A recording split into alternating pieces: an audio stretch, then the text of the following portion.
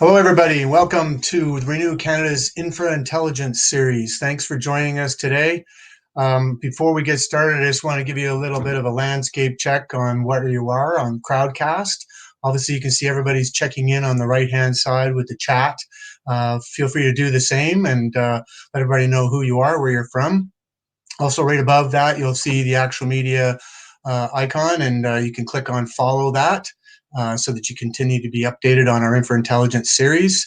And down below, you'll see how many people are in the room and our polls, which we'll get to at some point, or if you're getting bored with what we're talking about, you can go in and fill those in. And obviously ask a question. This is what it's all about. The panelists are here to have a discussion about the digital age of construction, and your questions in the ask a question section would be appreciated. So, as mentioned, this is the third in our six-part series for the first half of 2021. The first in January, we talked about building energy solutions. The second, last month, was about green infrastructure and natural assets. And today, as I mentioned, we're going to go all digital with a discussion about how our industry is or isn't adopting technology to build better, faster, and more efficiently. But before I introduce our panelists today, I'd just like you all to consider that everything used in construction and infrastructure comes from our earth, air, and water.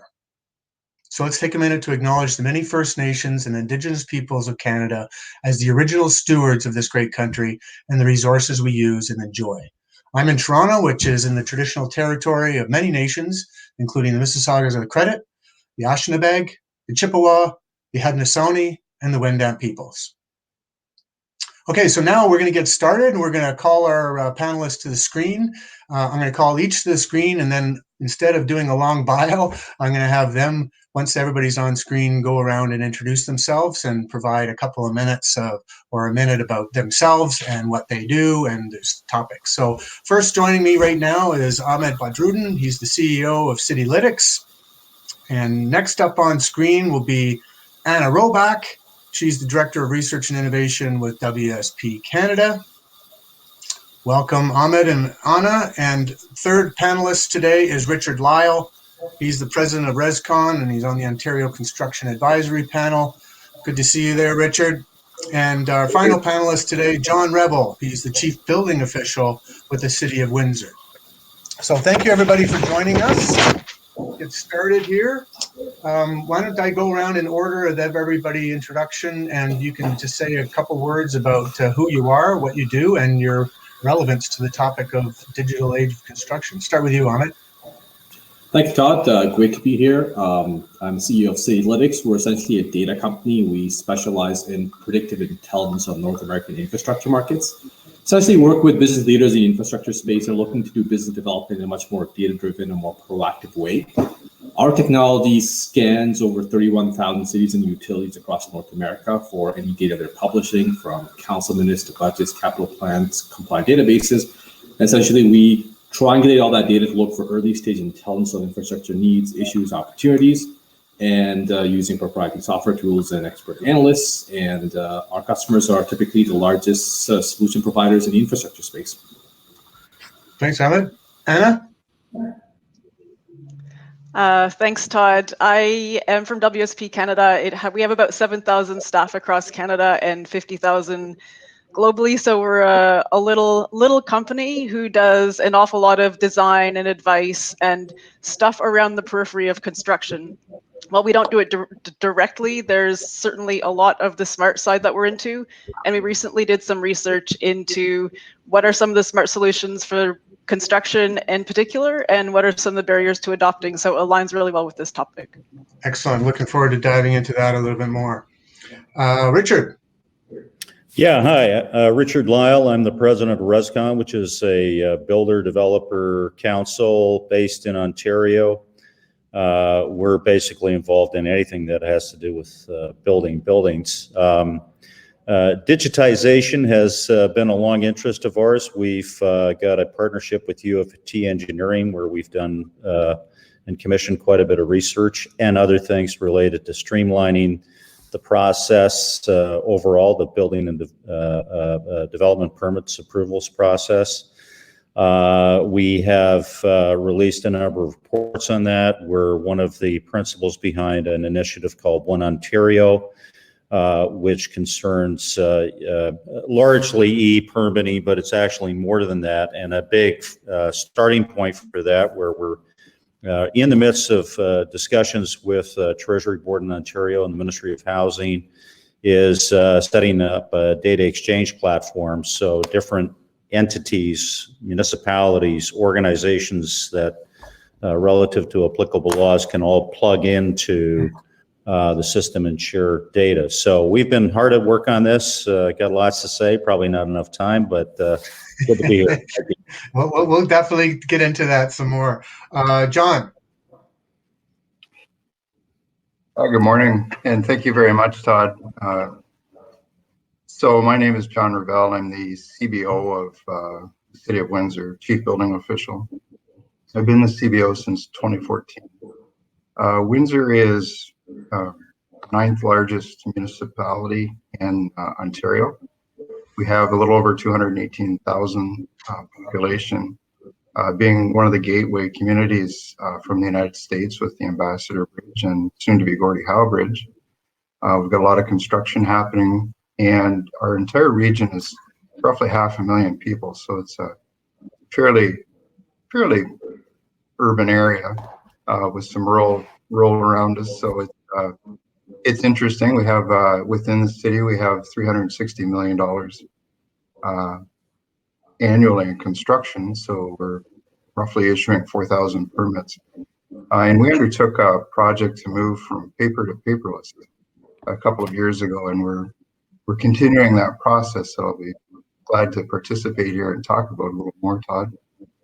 Thank you. Well, that's a great segue, because that's one of the questions I was going to ask is, let's talk about permitting and approvals. I think in our early conversations before we got set up for today, it was mentioned that City of Windsor was one of the first adopters of the eVolta cloud permitting system. So can you tell us a little bit about how cloud permitting works and how it works for municipalities and engineers and consultants?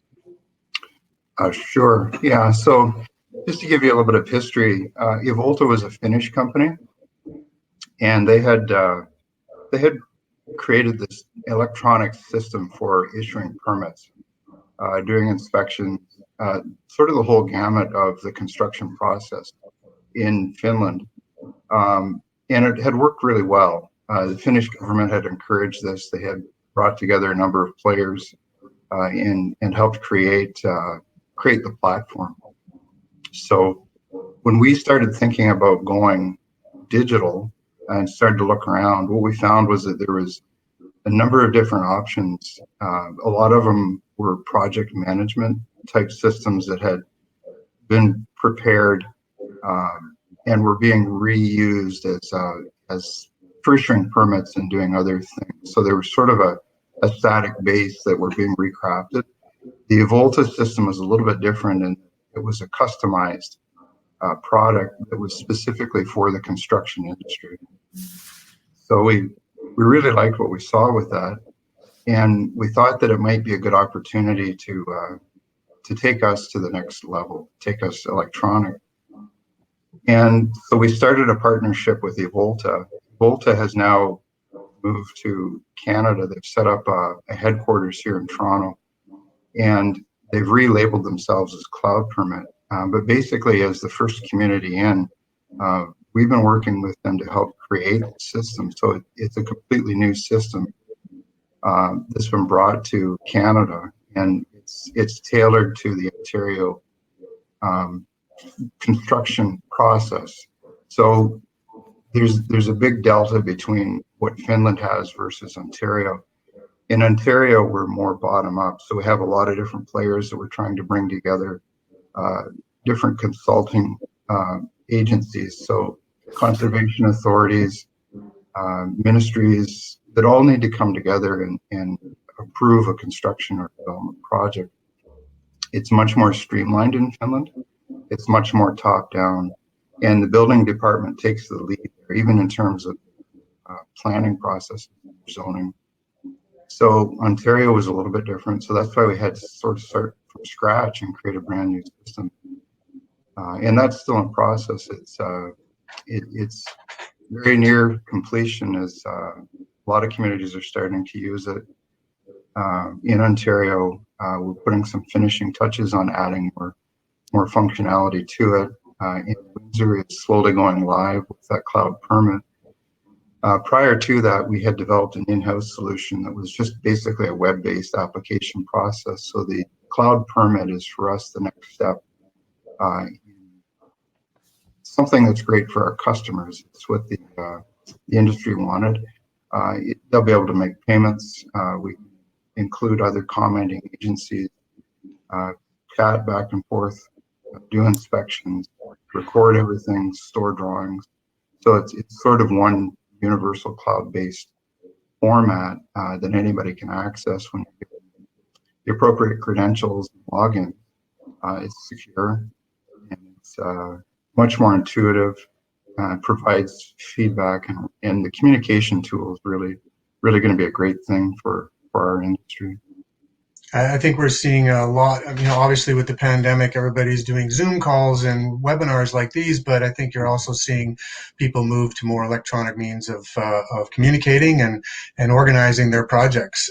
And data is a big part of that. So, Richard, I want to get to you and Anna on how you're doing permitting from your perspective and how tools you're using. But let's talk about the data that goes into that first. So John, you've got electronic permitting and you've got all these resources that you're trying to get together for a collaborative sign off on these projects.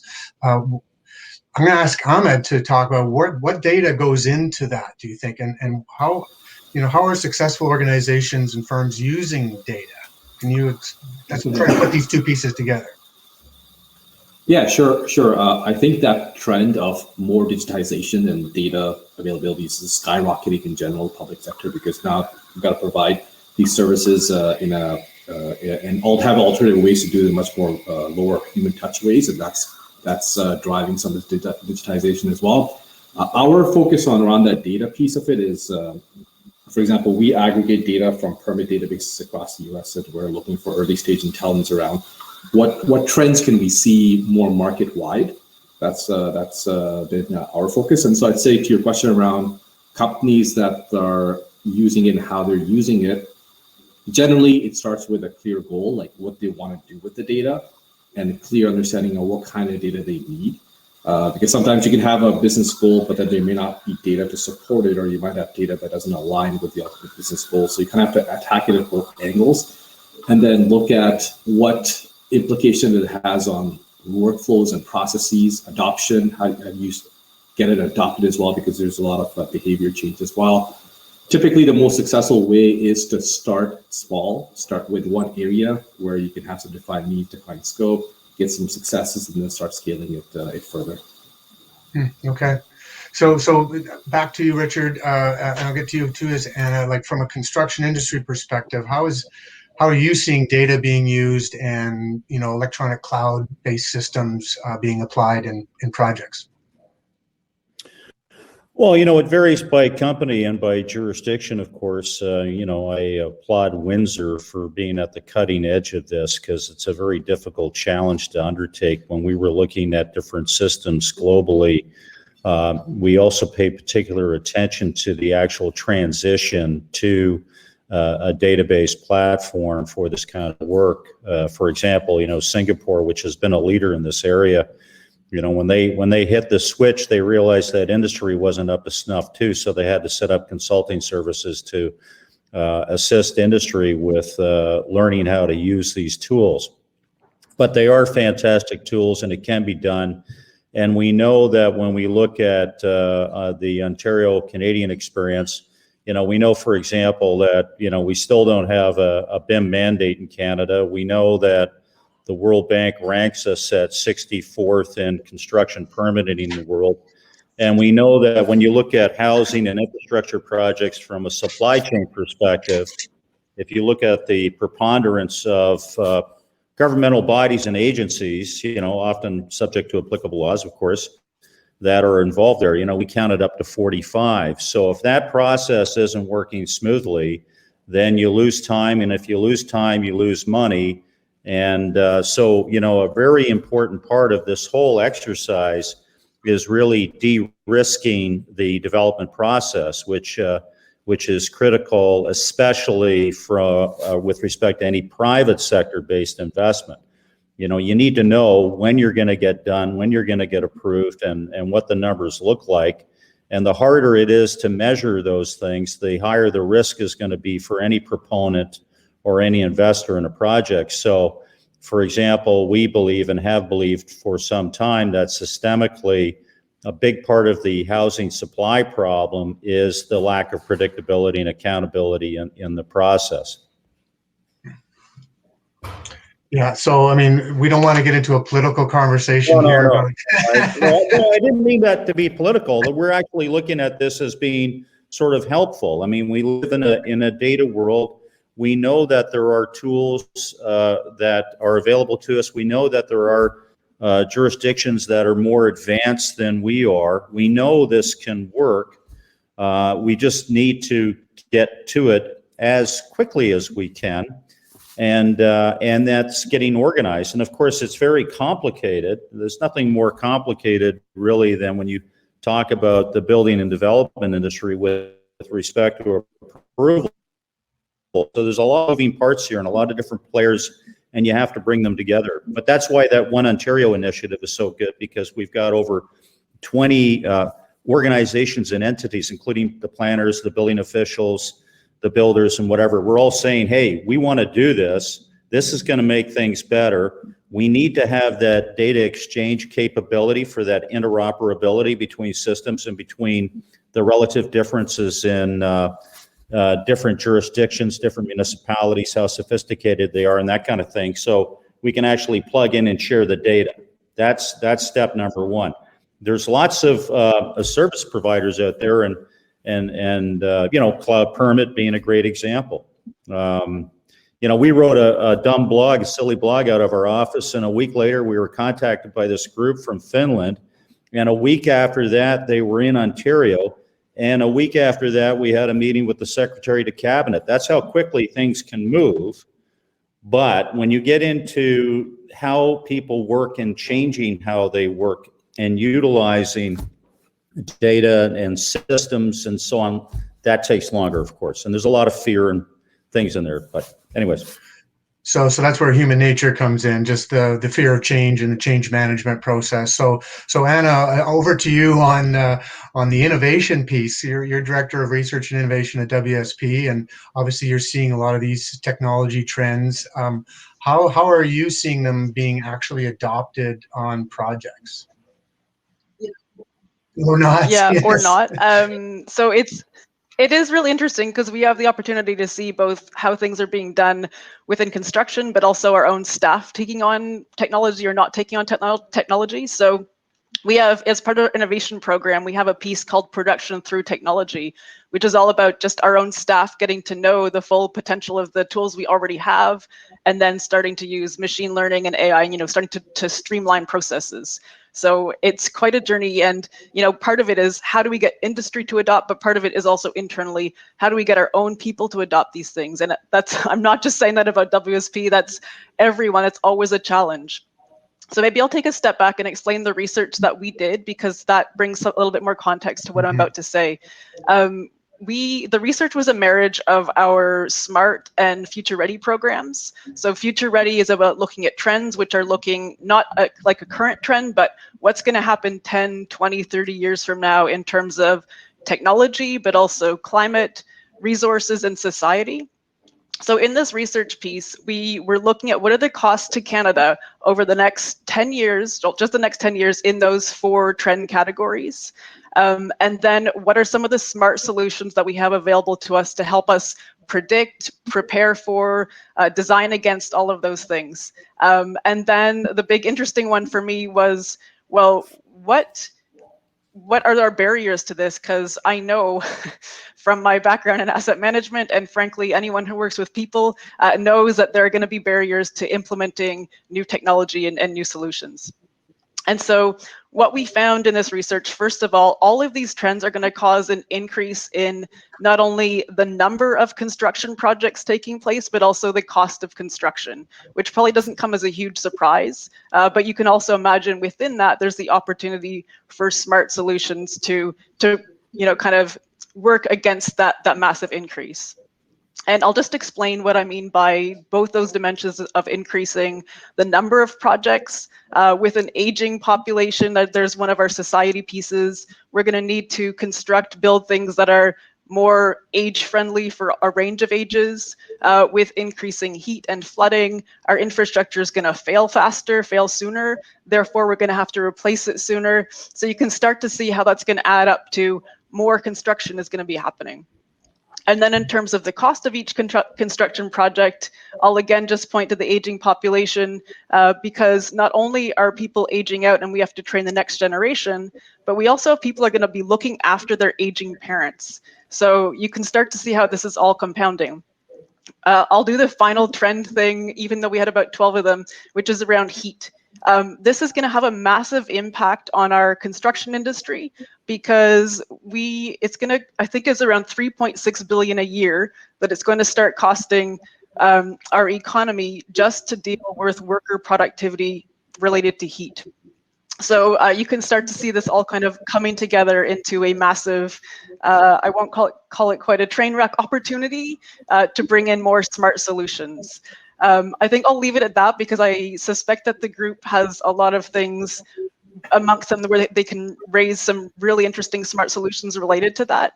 But the final piece that I'll say is, when we went out to industry and interviewed people on what do you think the solutions are to these, of course, there's plenty of barriers, and we'll all talk about those, I'm sure.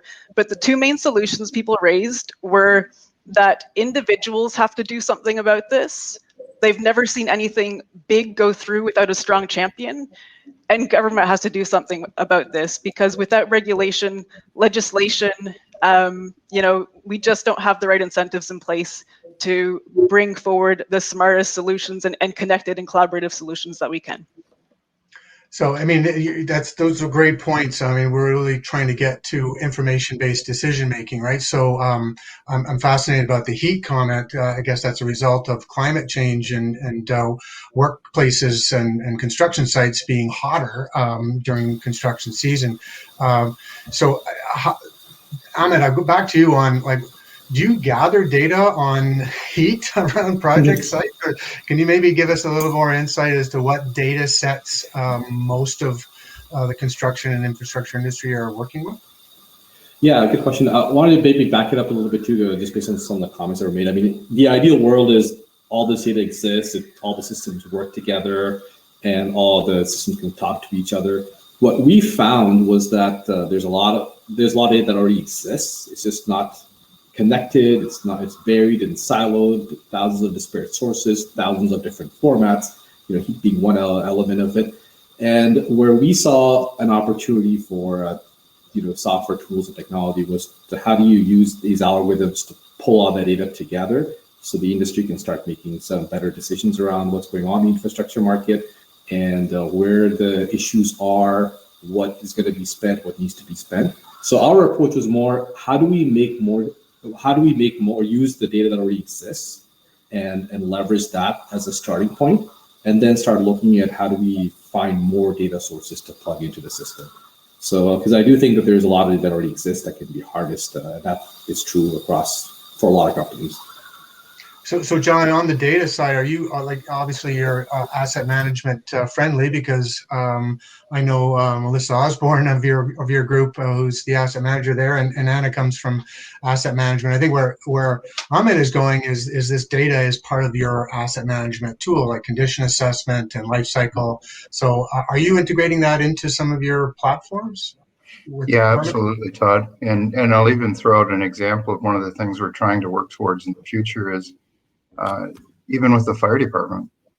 We had an issue in Windsor where we had a building that caught on fire, and the fire department responded, and they put firefighters in an underground space that was actually structurally compromised. And the fire chief made the comment afterwards that he wished he had quick access to drawings for that building, because he would have never put his firefighters. So speaks to Ahmed's point about data and having it accessible quickly.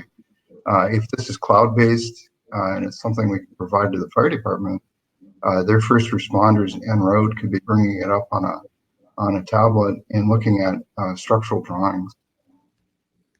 Good analysis. So Richard, I mean, there's been a few comments. I'm sure you've got something to say about each one of them.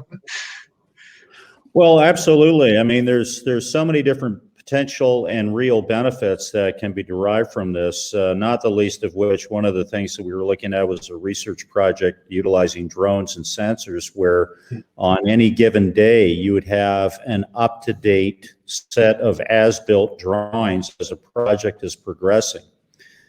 Which for those in the industry who know that sometimes you might not get as-built drawings at the end of the day, or it can take some time. But you know, these things have safety. There are safety considerations too, and that's a really great example with respect to the firefighters. And you know, the other thing is just efficiencies and you know some good things for the environment. Just at a very practical level, you won't have that problem of losing drawings anymore. You know, this kind of thing. And you can actually trigger reviews, simultaneous reviews, rather than linear chicken and egg games and things like that, that can occur. And then, you know, we spend millions, hundreds of millions of dollars every year reproducing drawings, many of which end up in a big bin. They never get really used, but we're reproducing tons of paper. It's really all unnecessary. So. But the question is, how do you get there and how do you move things along? And part of that, and somebody mentioned it, is where's the incentive, or is there a lack of incentive for certain parties not to proceed because there really is no consequence if you make things better or not. So that can really have a chilling effect. And then there's of course the fear factor. One of the interesting things in Finland was in their experience there was a fear factor on the part of staff, you know, that their jobs were going to change and so on and so forth. But what they found out afterwards is that the technology enabled eliminating some of the drudgery in their work. And so they could actually spend their time looking at more interesting things and doing more interesting work. So it actually had a positive effect there from an HR perspective. Hmm.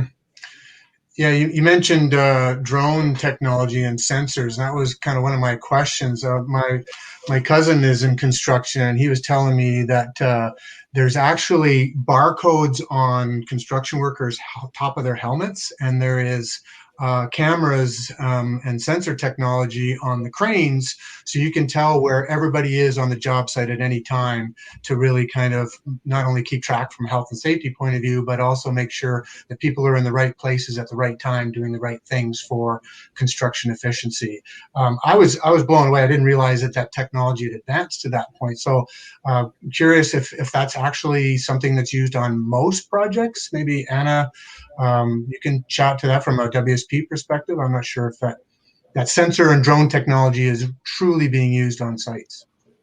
Yeah, I don't know that it's being used on most projects, but that's a really good one. And it just made me think of all these others that there's a particular niche when we looked at all the different types of technologies on a construction site and the kind of impact that they had for the productivity of that site and, you know, the construction timeline as well as costs. And real-time location systems, cameras, RFID, all those. So I assume the drones and sensors would come into that as well.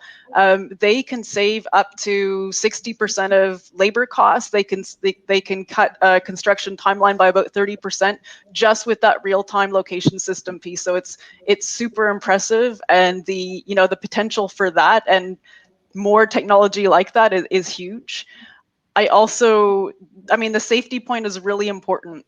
And when you mentioned there's, I guess, keeping staff safe even before they get onto the construction site, training them through an augmented or virtual reality environment before they even get there has massive potential as well to just, it's not just productivity, but it's worker safety, comfort, their feeling as they even move around the site, they're already ready for it. So those are kind of technologies that I've seen at least reported on quite a lot, and that's the kind of result that you're seeing from them.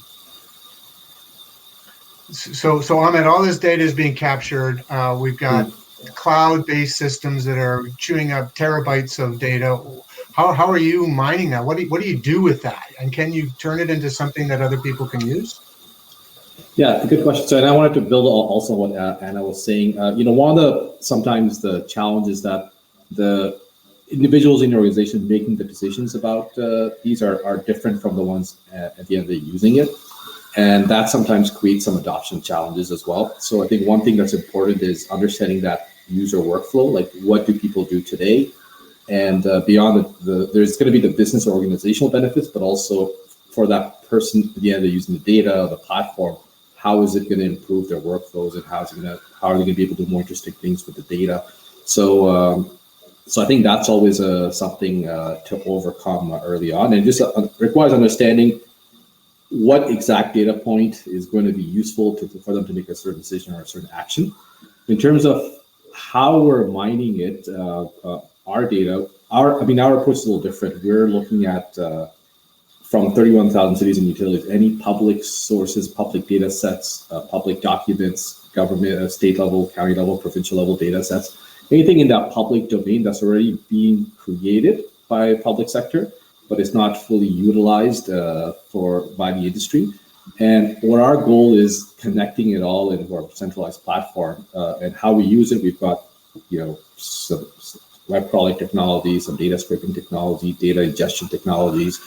And the other challenge is how do you normalize it, because provinces might have different units for different things that they measure. So creating some standardization around that, and then normalizing in a way that we can do some more apples to apple benchmarks, and then creating that interface for users based on what they're looking for. And everyone has a slightly different, call it slice of data they're looking for. What one company cares about will be very different from other companies care about. So it's a matter of understanding, one element of this pulling the data together in the platform, but also how is it going to be used and what's the best way? Because you don't want to overwhelm the users too with like all kinds of data. You want to give them something simple that is powerful, that enables them to do something that they couldn't do themselves easily before. Yeah, so, you can have lots of data, but if you don't use it, it's just numbers, right? Yeah, it's numbers at the end of the day. I'm going to get into one of the questions we have here now, which is a good one. I think it goes back to maybe a little bit of the political influence around what we're trying to achieve with digitization of the industry. What government regulations and policies would effectively support and expedite the adoption of digital solutions and smart solutions for the construction industry? In other words, is the government at all levels supporting this trend? And maybe start with you, Richard, because ResCon I know is a pretty powerful lobbying organization in Ontario. Yeah, sure.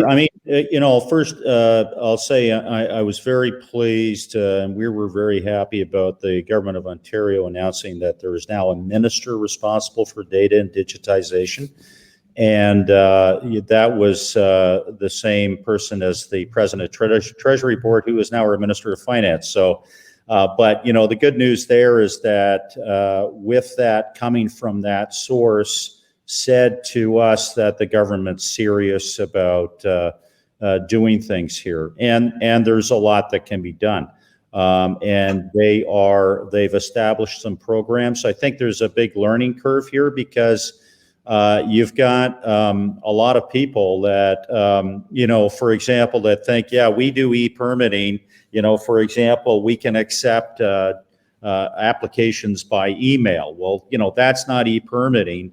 And sometimes you've got different people at different levels of knowledge here. And I'm not making fun of anybody. It's just the reality of it. So I think there's some pretty mandatory things that should happen.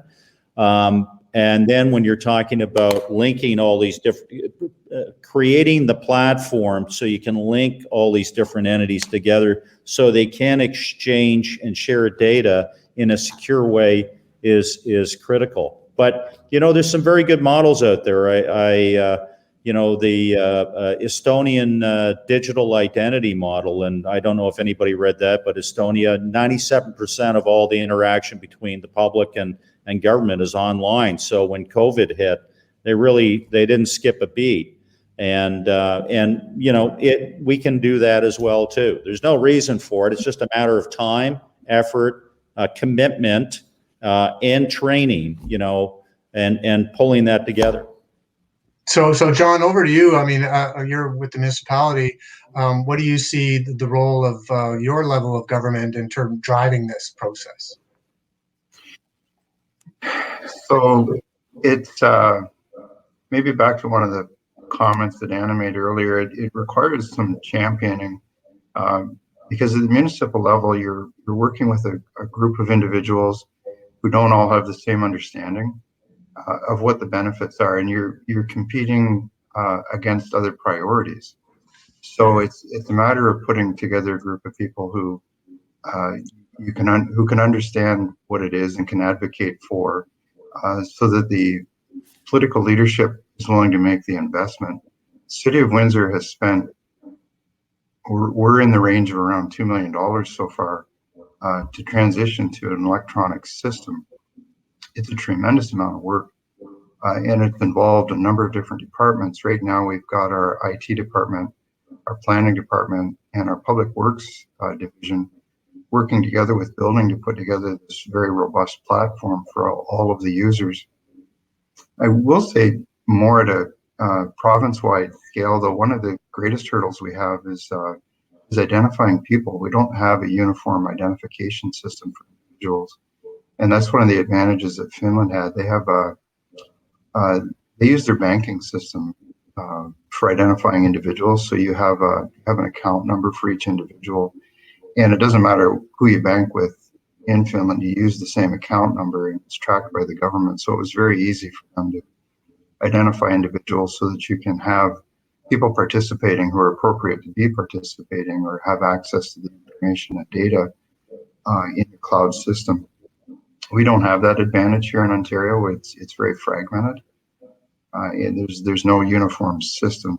So that's one of the great challenges, identifying individuals.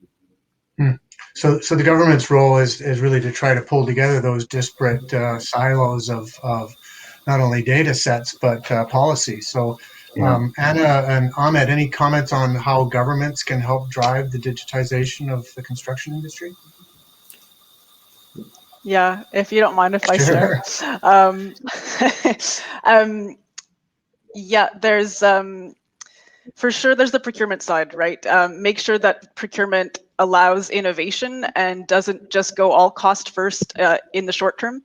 Because when you tend to do this life cycle costing, as much as we like to take it into account what's happening in the future, we just, it gets so small with the discount rate, right? So and plus you often don't have the same end user that is building the thing in the first place or developing the building in the first place. And so a policy there that would require procurement or allow procurement to be more flexible, less specification, less prescription based, that would allow new players to come into the market, do things a little bit differently, allows a little bit of risk, and that all sounds pretty crazy, I suppose.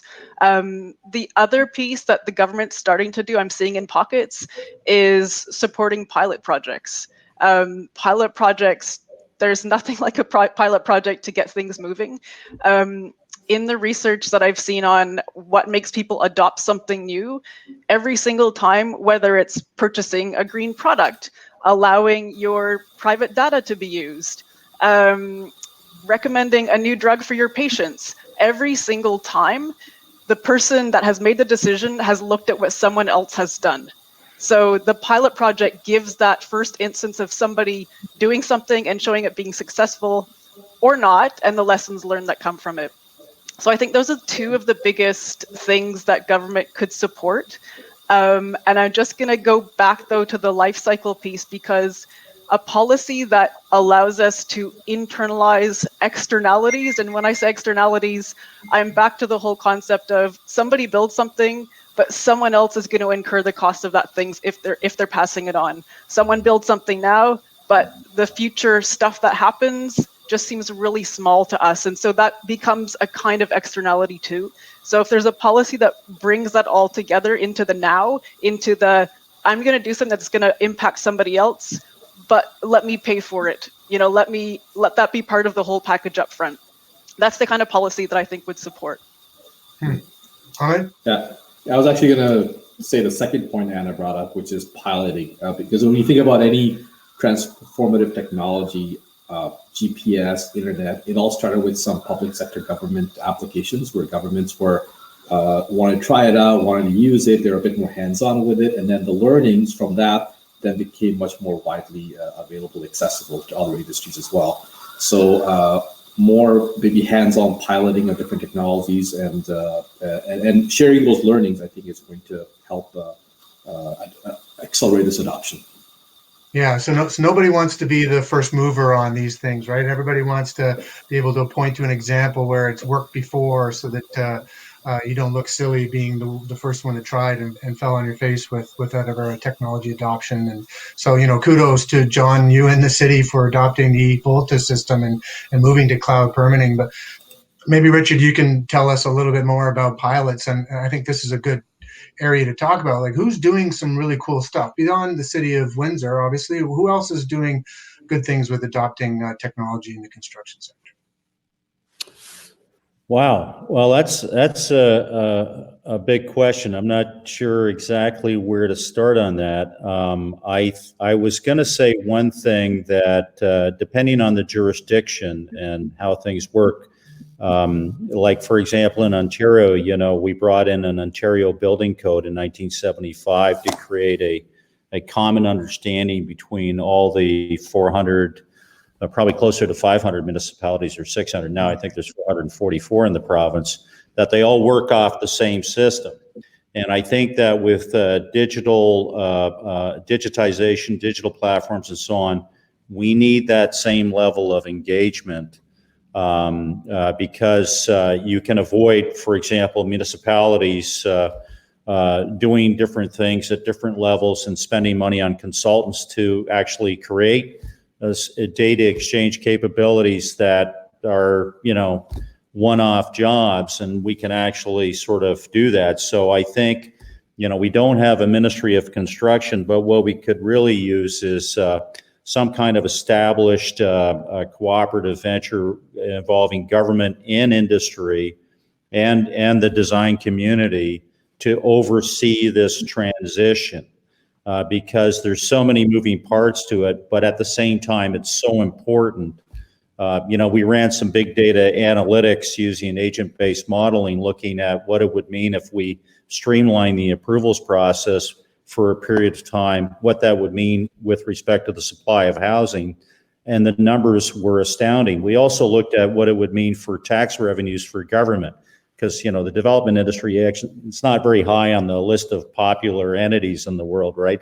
So we looked at that too to see, and of course, it came together. You get a lot more housing, governments get more revenues, people live better. I mean, what's wrong with that? So we're seeing different levels. Obviously, bigger organizations are more attuned to all this stuff. Part of our UFT engineering collaboration is now an annual BIM survey in Canada that's performed. I think we just did the third one.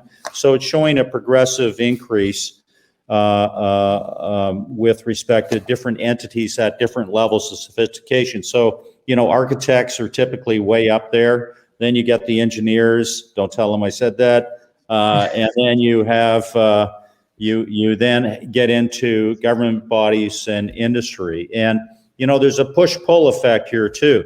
This is why things like BIM mandates are so important, because government really needs to say, okay, we expect you to get here by this time, right? You must do this. Or else it'll be, well, I'm not going to do it because the government doesn't require it. And then government's saying, well, I'm not going to ask them for this because they can't do it, right? That kind of thing. And then you have the, smaller players where the adjustment, you can't sort of assign a team to do the digitization work. It's like, who's going to do this? And it's, well, we don't know. So, but it's really, I think somebody mentioned top down. This is one of these top down things to really bring it together. That doesn't mean to say that you can't have the forerunners like the city of Windsor that really got ahead of this, and they were very incredibly brave about it. I mean, it was really quite astounding and admirable that the city undertook this challenge and has gotten to the point where there are other municipalities are now starting to follow. But we really do need that global positioning on this from the senior levels of government and even the federal government too. So that kind of speaks to what Anna was saying with procurement, right? You really need somebody at that level to say, if you don't adhere to these digital permitting, all these other standards or technology pieces, then you don't qualify for the job.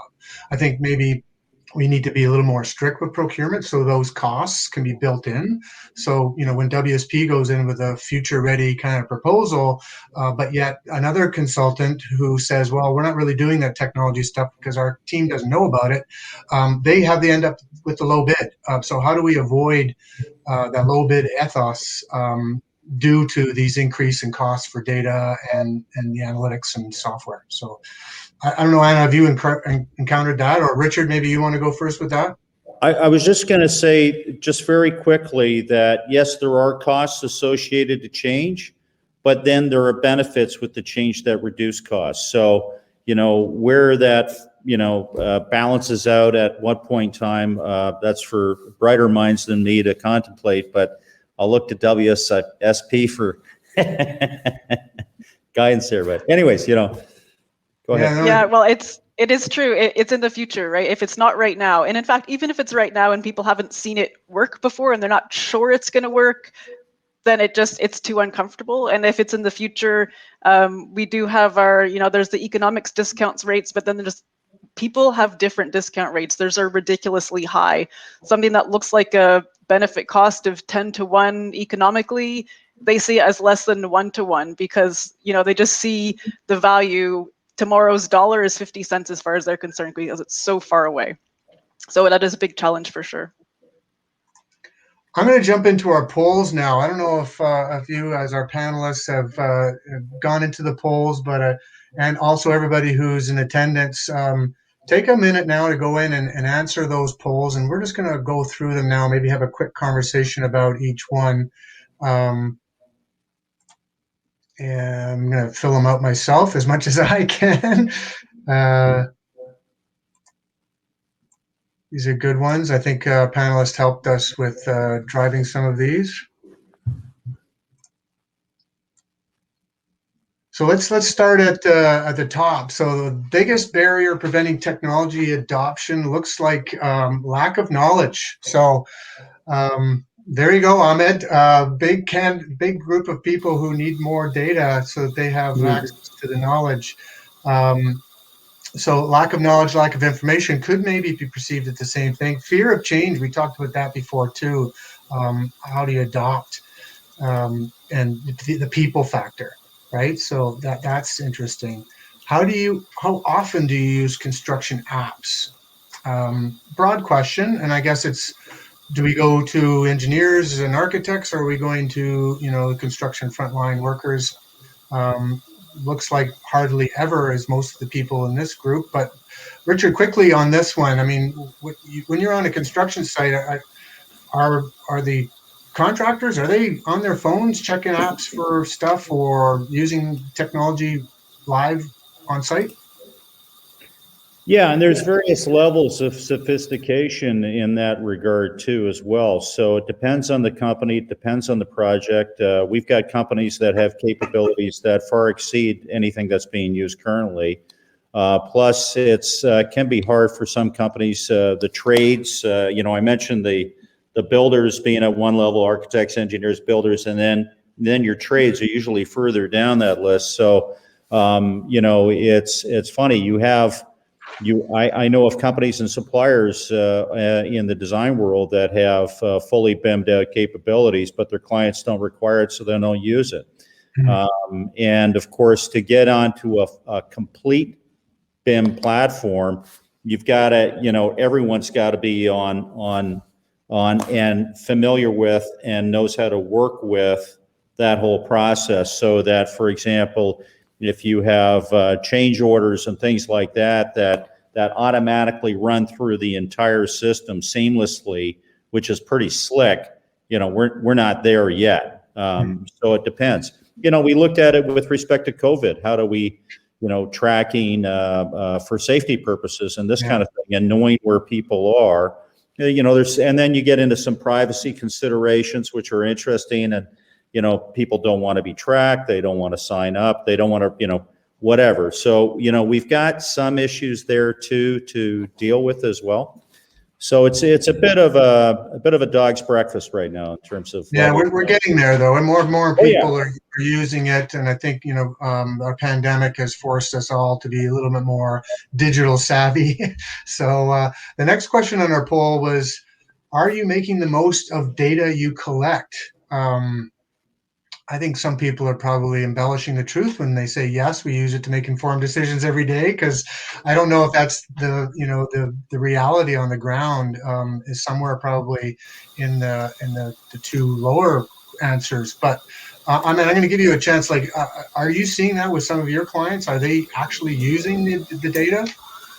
Yeah, I guess to Richard's point, there's levels of sophistication as well, right? Right. So there may be some surface level data that they're using at a high level, because at the end of the day, I mean, there will be some levels, but then the other factor might be the granularity of the data. Like, do they have the granularity they need to make much more intelligent decisions? That could be the question here. But in today's world, I think most people are aware, like, they can't ignore data, they can't ignore digital.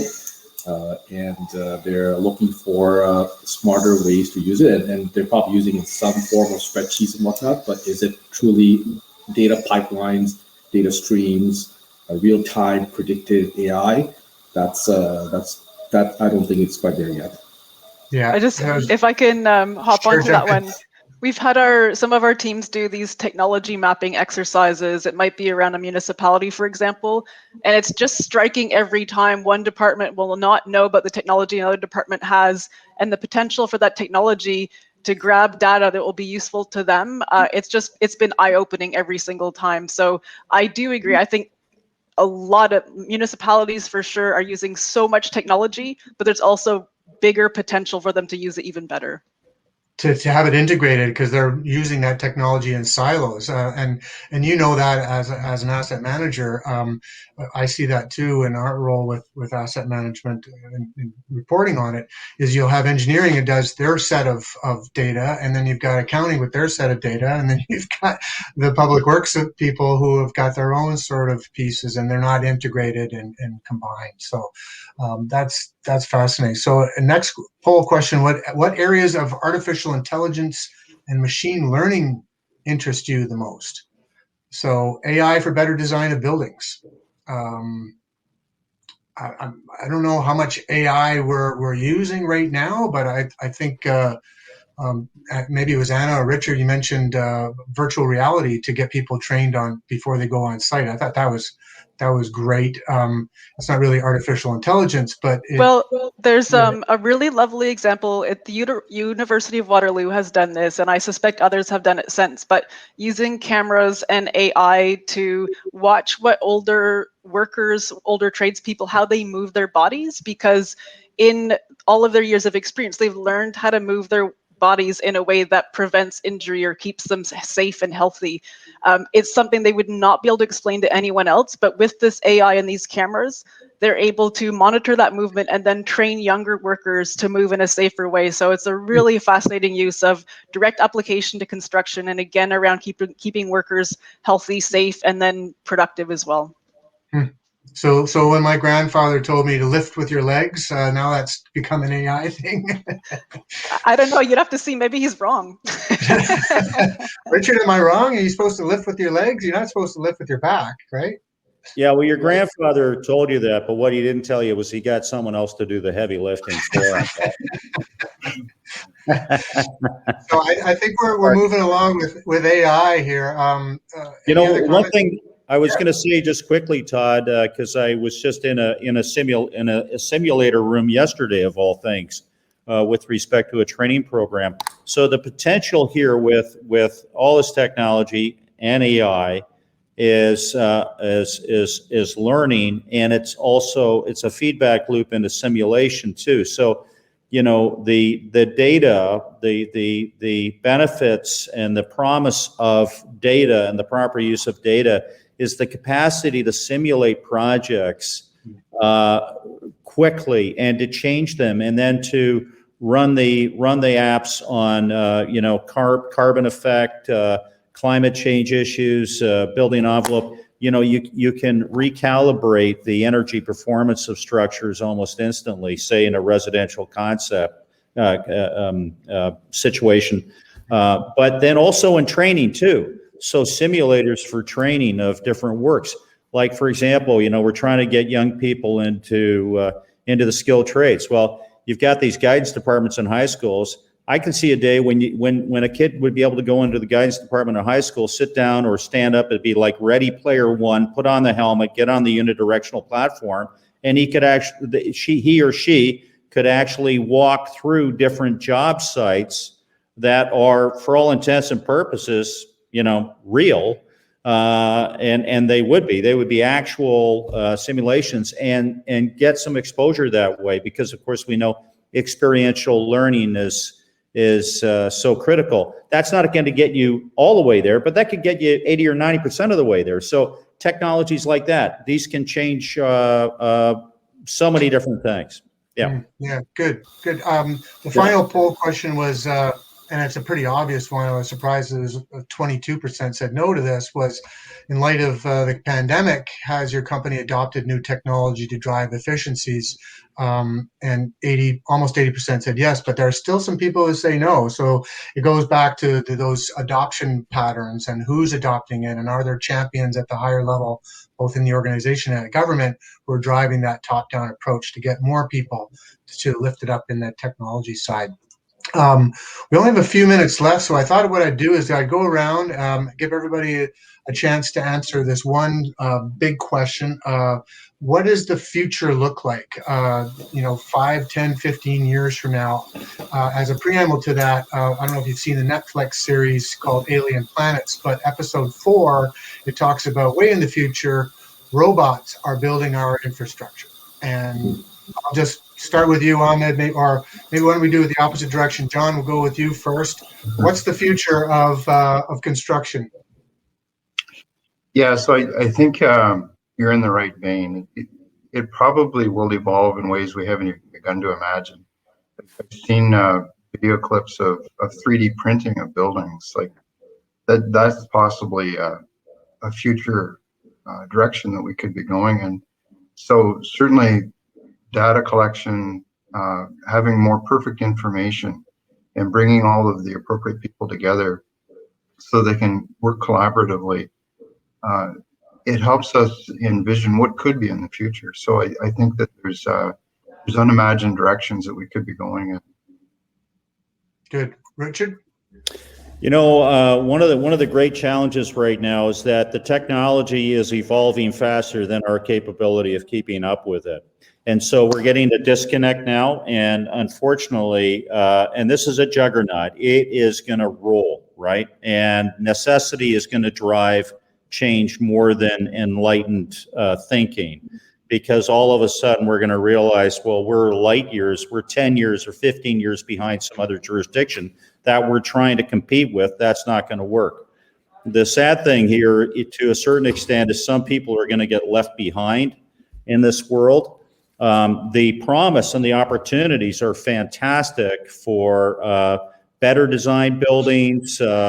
This is going to be critical to manage climate change, and not just with respect to new buildings, but retrofitting old buildings.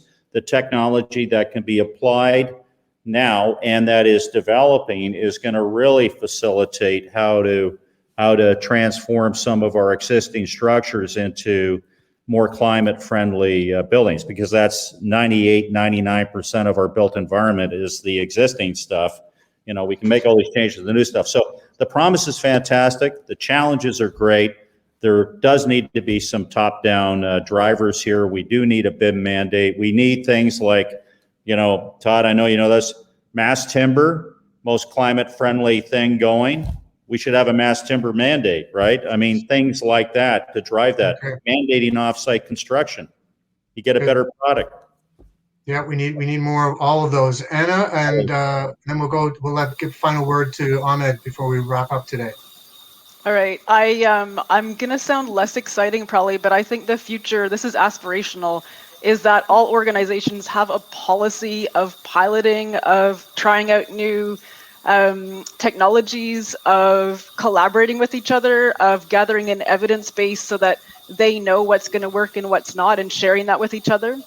But also that they have roles and responsibilities assigned to those things. You know, somebody has to go out and make those collaborations and meet those other organizations that have similar aspirations to them or similar desires to them. So that's the direction that I'd head in. And if you as an individual are going, man, this is, there's so many solutions here, it's all very hard. I think that first step is, does your organization have a policy for these things that you think are important? That would be my first step. Ahmed, what's the future look like? Yeah, I'll say I'm optimistic. I feel like most of the companies we work with in the construction space, everyone's trying to figure out what to do with data, what to do with digital, how can it incorporate their businesses. I think we'll create, like I believe what John said, unimaginable ways of being much more efficient about how we do business, how we create infrastructure. And I think it's exciting. The future is exciting. Yes, it is, and we're going to adopt as quickly as we humanly can, because I think, to Richard's point, things are going to happen a lot faster than we can absorb. So thank you again, all of our panelists, and thank you to Citylytics for sponsoring this. Citylytics is providing lots of data intelligence, so go to their website and learn more about how you can use data in your organization. And we will see you all next time. The video will be live here for you to replay as soon as I wrap up.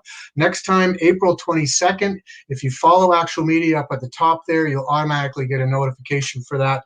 And we'll see you on April 22nd. We'll be talking about funding Indigenous mega projects, like the one behind me, which is not an Indigenous mega project. It's a hydroelectric facility, but we will be talking about Indigenous projects in our April 22nd webinar. So thank you again, everybody. Thank you to the panelists and Citylytics, and we'll see you next time. Bye-bye.